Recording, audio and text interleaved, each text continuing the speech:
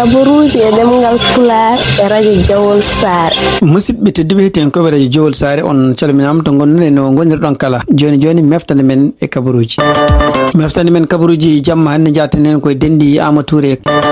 bandiraɓe sehilaɓe heɗotoɓe radio Jawol Sare jaam ñalle mon hande ko ñalawma aljuma awri ko 15 lewru mai hitande ujunnaji 2026 habaruji moɗon e ɗemgal pular guiɗoɗen habaruji men international ɗum noon ko toon to Sénégal tugnadi ko yalti ñalawma e hono kamɓe noon sécurité ɓe mbawi nanggude hono kanko biyeteɗo Matar Ndiaga Seck ko neɗɗo ɓadiɗo kanko premier ministre mo leydi Sénégal Ousmane Sonko tawde kañum horum jeeya ko toon to Ziguinchor kono ko neɗɗo jillotino ɗo dumuɗo foof sipabunde won gueɗe ɗe takka gueɗe ɗe kadi komi mbiyata ko gueɗe lundiɗe nature ɗeɗon guete en takka hen ken abbo e temedere na taw ko yimɓe debbati gorkate en ene wayno inde makko ne jeeya hen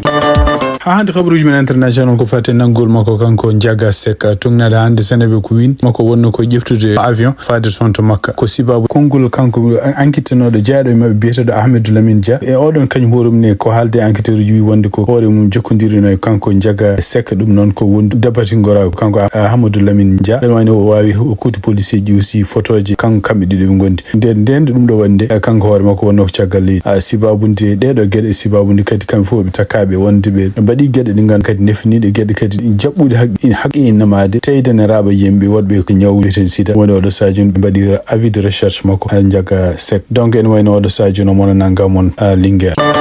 hande toon to Sénégal kadi tugnade ko Sénégal ɓe nden wayno ko ɗindirel haaluji nan woni hakkude kanko Madiambal Diagne e kanko Amadou Ba toppitiɗo fate communication toon to Pastef ɗum ɗon fof ari ko caggal nde kanko Madiambal Diagne nde winde page makko X ɗum noon aljuma hande o wonde ko ene wayno ko Ousmane Sonko felliti démission de li poste muɗum premier ministre Ousmane Sonko wi wonde o haalni yimɓeɓe o takkodirɓe oɗo sac ko baɗaɗo complot o kadi organise ɗum ko président Diomaye Faye nder complot ne jeeya hen nanggugol oɗo Ndiaga Seck ko wawi wonde fof kanko Amadou Ba o wi wonde ko woni potital mabɓe oɗo sadio kamɓe yimɓe ardiɓe Pastef ɓe ko pour fewnitade congrès mo Pastef foti wadde ko Amadou ko Madiambal Dia haalata ko ɗum ko haalluji fenade siftindon tan ko kanko Ousmane Sonko o noddi batu kañorango e ñalawma galle makko toon to cité Korgorgui tugnadi kadi e habaruji gumiɗi toon to Dakar Actualité Ousmane Sonko omo namdi ko yacci ono ɓeɗo yo gartu galle makko à partir de 6h kii ɗum noon ene jeeya noon kanko El Hadji Malick Ndiaye gardiɗo assemblée Birame Souleye Diop Yacine Fall gardiɗo justice Daouda Ngom e kanko Abbas Fall gardiɗo mairie toon to Dakar Ayib on kañum hoore mum ko gonɗo toon to assemblée ene wayno ko yimɓe ɓurɓe wonde hohoɓe toon de Pastef toon to assemblée kam fof ene wayno ɓe padat toon to nokku makko to kanko gardiɗo Pastef à partir de 18h on daka noon oɗo sadio on holko woni sababu noddugal ngal walla ko woni sababu oɗo convocation kañoraɗo kono noon tugnade hande Dakar Actualité ko haali ɓeɗo yimɓe fof ne nodda ko yacci toon to galle makko kanko premier ministre Ousmane Sonko est ce que ko sibabude oɗo biyeteɗo Ndiaga Seck ko nanga ko ella walla ko goɗɗum hande habaruji toon to Sénégal tugnade kadi ko yalti toon to Dakar Actualité hono kanko ancien ministre kanko biyeteɗo Pape Malick Ndour ene wayno nangama ñalawma e toon to galle makko nanga ko hedde 3h kikiɗi ɗum noon kadi ko ɗum ɗo fof ko caggal décision mo kamɓe Cour suprême mo Sénégal ɓe mbino wonde ko il faut ko kanko artire kasso kadi il faut ko ñaawe donc wawi wonde fof nawama oɗo sadio ni toon to division des investigations criminelles mbiyata dikka toon kadi ene wayno ko toon heddoto siftindo noon Pape Malick Ndour kañum ko takkaɗo sibabude kalisaji oɗo sadio nde wonno e gouvernement Macky Sall kalisaji pasuɗi ene wiyade ene tuuma toon to LONASE habaruji men international hande toon to Ghana e tugnanto ko yalte winda toon to radio France International ko kamɓe leydi Ghana ɓe jaaɓi oɗo sadio ni ittude ken wonat temettata ne ɗum mo ittude men toon to Afrique du Sud ɗum noon ko Ghana ɗum ɗo fof ko caggal nde ɓeɗo yimɓe wonnoɓe toon to Afrique du Sud continue wullitade wonde ko caɗele ne jogui toon to won seppoji gonɗi toon taw to Afrique du Sud naɓe contre yimɓe ɓe jeeyaka ɗon e Afrique fitinaji tan no cuuɓi won leƴƴi tan won non ko biyata xénophobie ko wonde fof kamɓe Nigéria e kamɓe Ghana ɓe kaalino ɗum ɗon ko ɓooyi wiide wonde ko leydi Afrique du Sud walla Afrique du Sud naɓe ɗen jogui ɗiɗon jikkuji en gontani caɗele yimɓe ganduɗa yimɓe jeeyaka ɗon taw ko wonɓe toon to Afrique du Sud ardiɓe leydi Afrique du Sud mbi wonde ɗum ɗo fof wona hunde wonde mbi kadi ne wayno ko leydi mabɓe ɓe jiyani hen gueɗe ɗe ganduɗa en ken wiya wonde ko leydi mabɓe ne jogui gagnantumagal contre yimɓe wonɓe ɗon taw ko jeeyaɓe leyɗel ɗum noon haali ɗum ko joguiɗo konngol toon gouvernement mabɓe toon to Afrique du Sud hono kanko biyete biyeteɗo Vincent Magwenya o yi ɗum noon en wawi wonde ko naki jiya ɗo e ɗa hen jiya yimɓe a jogidiɓe caɗele yimɓe ɓe wonduɓe men kono ɗum ɗon firtani wonde ko hunde yañ toon to Afrique du Sud tungnade hande ko mi toon to Ghana hono kanko walla ministre des affaires étrangères mo leydi Ghana biyeteɗo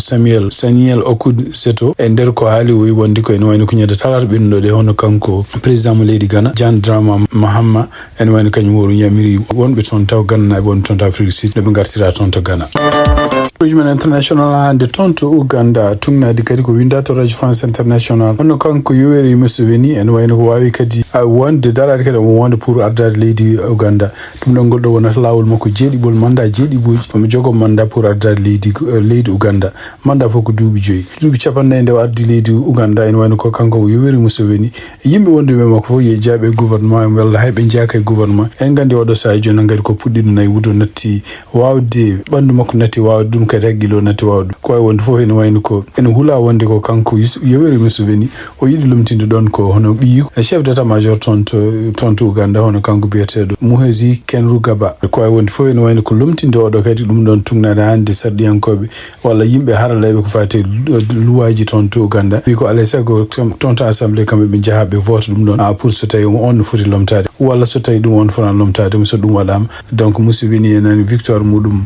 lewru janvier ndu oɗon victoire ari ko caggal nde yimɓe hewɓe jeeyaɓe opposition mbi wonde ko foti gujjaɗe e surtout yiyana kanko jeenoɗo e lundu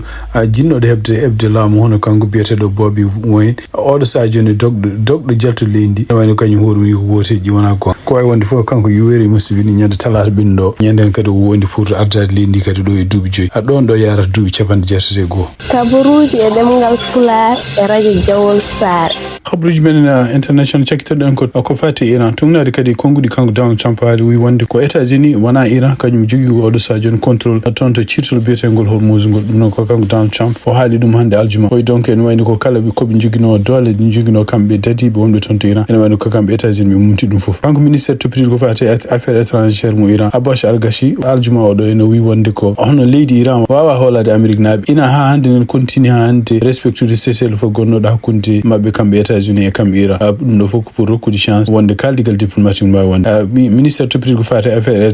affaire étrangère mo Iran noon o haali o wi wonde kone guerre moɓe gonno contre États-Unis o ene wayno ko kamɓe Iran gagni sibabude États-Unis do haaluji ɗum no haala no wiyede ko leydi ɓurdi jogade kaɓirɗe oɗo saha joni kono ne wayno ko ala ko bonnaniɓe kamɓe Iran gueɗe ɗeɓe cogi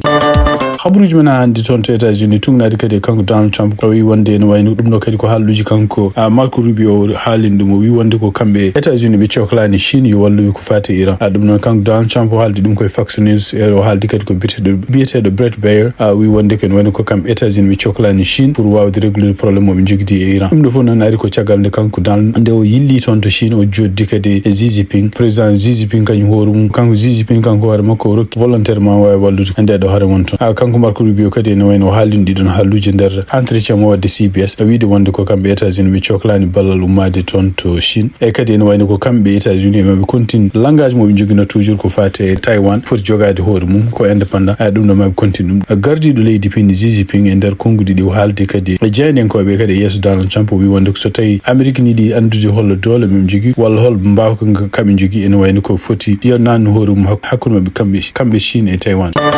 ko fate voyage makko kanko Donald Trump ene wayno résumé mum tungnade hande Al Jazeera ko ni kanko Donald Trump jillu makko ko hande gasi kanko Donald Trump arti ɗo États-Unis e ɗum noon e nguɗo jullu kadi ko teskita hen noon kanko Donald Trump o nawini yimɓe heɓe ɗum noon ko wawde ƴewde beele ko fate jeygu walla surtout jokkodiral ko fate business aji ne mbaɗa gona hakkude kamɓe États-Unis e kamɓe Chine kono noon ene wayno ko fate Taiwan e ko fate kadi oɗo saha joni haare États-Unis Israël e toon to Iran ala ko yaari hen yeeso ko wawi wonde fof haysinno ko kanko Donald Trump visite makko waɗi gueɗe kewɗe ɗe ganduɗa enen teskira hen no wona noon yiɗirno surtout yande nde teskira wonde ko kanko Donald Trump wona kanko président mo Chine jaɓɓimo toon to aéroport nde wetti nde jaɓɓimo ko vice président ko teskira hen kadi woni ko kanko Donald Trump e nder kadi nekkuji ɗi o yaade hono gardiɗo leydi Chine teskira men gueɗe ñantorɗe walla yimɓe no gonir toon ko hollude wonde ko Amérique deejre wodani toon walla needi wodani toon no Chine waji no nanguiri koyemen ko fate Taiwan noon e kanko Donald Trump ko haalde reporter uji nde woni Air Force kanko Donald Trump o wi wonde ko kanko Donald Trump e Xi Jinping ɓe kaali ko fati Taiwan hono gardiɗo leydi Chine kañum hoore mum wonde ko ni wonani d'accord ko